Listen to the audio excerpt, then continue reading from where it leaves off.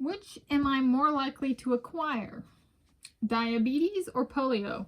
Filmed 24 March 2025. Today is Monday, 24 March 2025, and I am Tanis Coralee Leonhardi, she, her, hers of Seattle, and I provide my perspective as of when this video was filmed, Monday, 24 March 2025, as to whether I am more likely to acquire diabetes or polio based on my own life experience and my family history, or I guess my family history with each condition.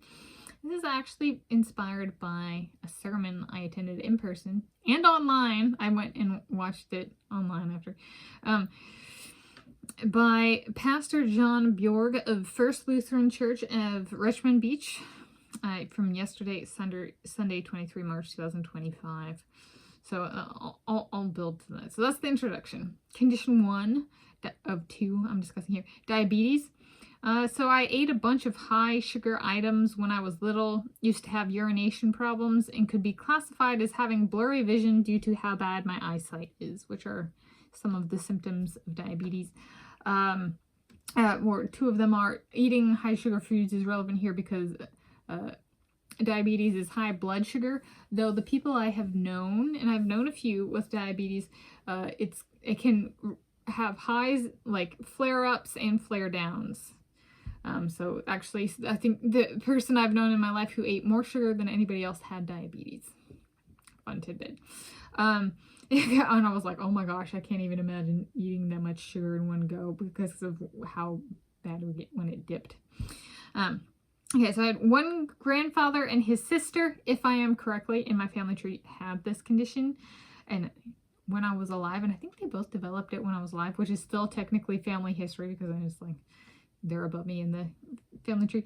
The sister had it so bad she ended up having to get a foot amputated, or that was a threat. Like if she didn't get cleaned up, they were actually talking about amputating her foot because there's like tingling hands and tingling feet problems. And I'm like, well, I sit on my feet and they tingle, I think, more readily than some people. So is that another? I don't know.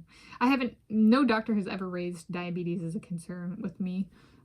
Aside from it being in like my family, but that might not be right because they developed it later, but something not of concern. And I had a member of my soccer team when I was growing up who had it.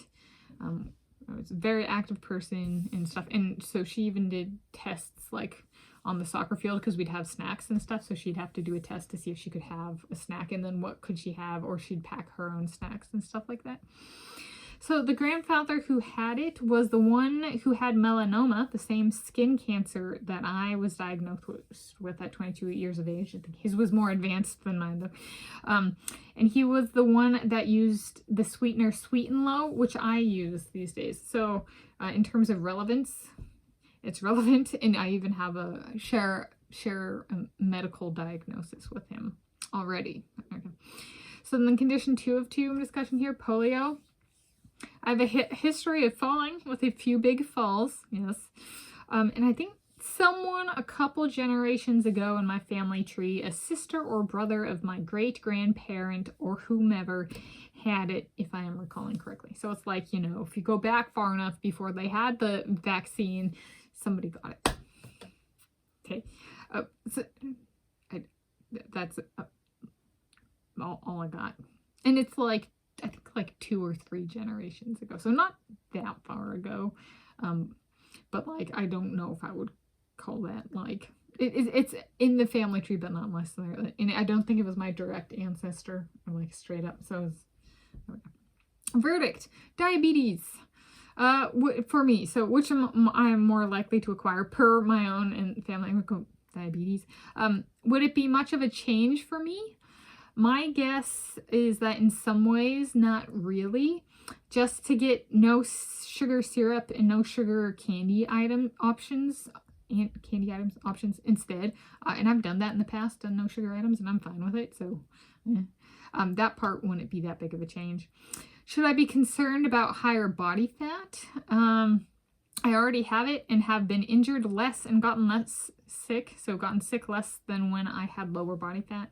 Some people put that with diabetes, which is my preference. So I say more likely to acquire diabetes out of diabetes and polio. Which one is my preference? Honestly, as I already track my food and exercise, and my blood pressure is on the lower side, diabetes actually might actually be a seamless transition in terms of lifestyle.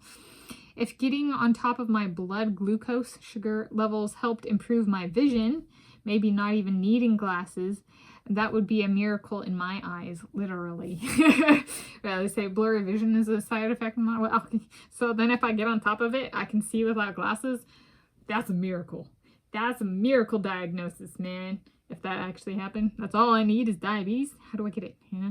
Okay, but in this video, and possibly miracle diagnosis would then, like if I invoke it to God, you know, please send to me, would then be in the legacy of the sermon of Pastor John Bjorg of First Lutheran Church of Richmond Beach I attended in person and online on Sunday, 23 March 2025. Do I become a Lutheran?